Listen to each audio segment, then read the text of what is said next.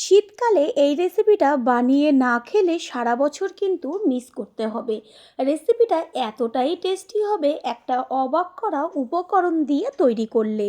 বাড়ির ছোট থেকে বড় সকলেই কিন্তু একবার খাবার পর প্রতিদিনই কিন্তু খেতে চাইবে, এটা আমি গ্যারান্টি দিয়ে বলতে পারি। একদম মুখে দিলেই কিন্তু মনে হবে মালাই। নমস্কার বন্ধুরা, শ্বশুর বৌমা রান্নাঘর অ্যান্ড ব্লগ চ্যানেলে সকলকে স্বাগত। তাহলে রেসিপিটি কি করে তৈরি করব সেটাই দেখে নেওয়া যাক। এইখানে নিয়েছি চায়ের কাপের 1 কাপ গোবিন্দভোগ চাল, আর নিয়েছি কাজু বাদাম। আর এই গোবিন্দভোগ চাল আর কাজু বাদামটাকে জল দিয়ে ভিজিয়ে রাখবো 1 ঘন্টা মতন। গোবিন্দভোগ চালটা কিন্তু এই রেসিপিতে অবশ্যই ব্যবহার করবেন। আর এই দিকে আমি নিয়েছি গাজর। গাজরগুলোকে আগে ভালো করে জল দিয়ে ধুয়ে তারপরে জলে ভিজিয়ে রেখেছিলাম।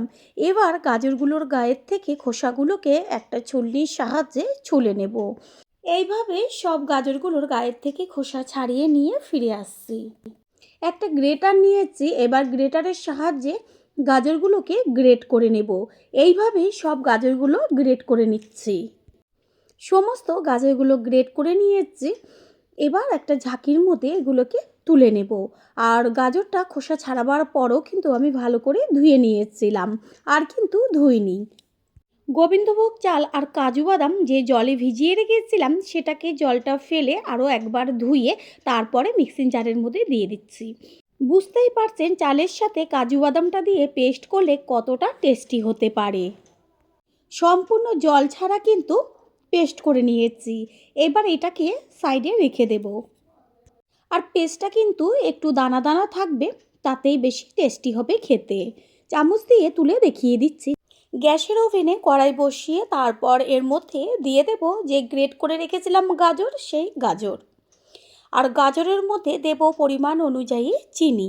যে যেমন মিষ্টিটা পছন্দ করেন সেইভাবে চিনির পরিমাণটা দেবেন। এইখানে আমি একটা মাঝারি সাইজের বাটির 1 বাটি পরিমাণ চিনি দিয়েছি।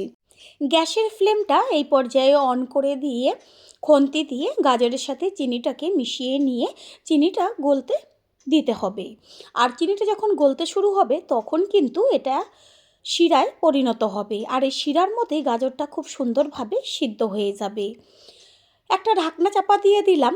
আর এদিকে আমি আগের থেকে কিন্তু দুধ খুব ভালো করে জাল দিয়ে রেখেছি। দেখা যাচ্ছে যে কতখানি মোটা একটা সর পড়েছে আর চারদিকটা কিন্তু শুকিয়ে গেছে। এইখানে আমি 1.5 কেজি পরিমাণ দুধ নিয়েছি। আর দুধটা এত ঘন করে জাল দিয়েছি যে 1.5 কেজি দুধ একদম 500-তে হয়ে গেছে। আর এই রেসিপিতে যত ঘন দুধ হবে ততই কিন্তু টেস্টি হবে, সেই কারণে দুধ কিন্তু একদম ঘন দিতে হবে।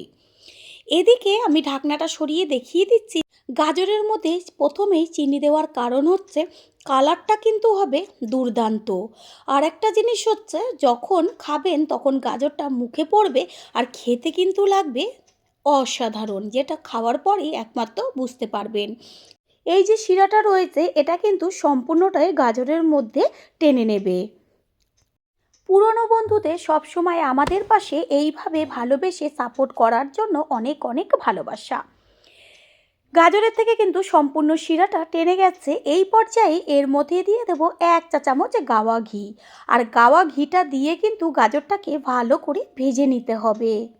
ঘি কিন্তু কেউ স্কিপ করবেন না, অবশ্যই ঘিটা দিয়ে এইভাবেই তৈরি করবেন। দেব পাঞ্চে ভাবটা কাটার জন্য 1 চিমটি লবণ। লবণ কিন্তু একদম বেশি দেবেন না, লবণটাকে ভালো করে মিশিয়ে নেব। আর ঘিয়েই কিন্তু কত সুন্দরভাবে গাজরটা ভাজা হচ্ছে। এতে কালারটা এত দারুণ আসবে যেটা নাকি দেখা মাত্রই কিন্তু জিভে জল চলে আসবে। গাজর খুব সুন্দরভাবে কিন্তু ভাজা হয়ে গেছে। এবার এর মধ্যে দিয়ে দেব যে দুধটা জাল দিয়ে রেখেছিলাম সেই দুধ। দেখাই যাচ্ছে যে কতখানি ঘনভাবে দুধটা জাল করা হয়েছে, একদম কিন্তু সরে ভরপুর। আর এইটা যখন আরও জাল হবে গাজরের সাথে তখন কিন্তু একদম পুরো মালাই হয়ে যাবে। গন্ধটা সুন্দর আসার জন্য 2টো এলাচ এখানে থেতো করে দিচ্ছি আর একটা তেজপাতা।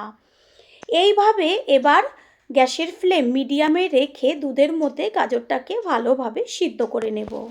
দুধ টকবক করে ফুটতে শুরু করলে গ্যাসের ফ্লেম লোতে রেখে আগে যে গোবিন্দভোগ চাল আর কাজু বাদামটা পেস্ট করে রেখেছিলাম, সেটা চামচের সাহায্যে 1 চামচ করে নিয়ে দুধের মধ্যে দিয়ে দেব।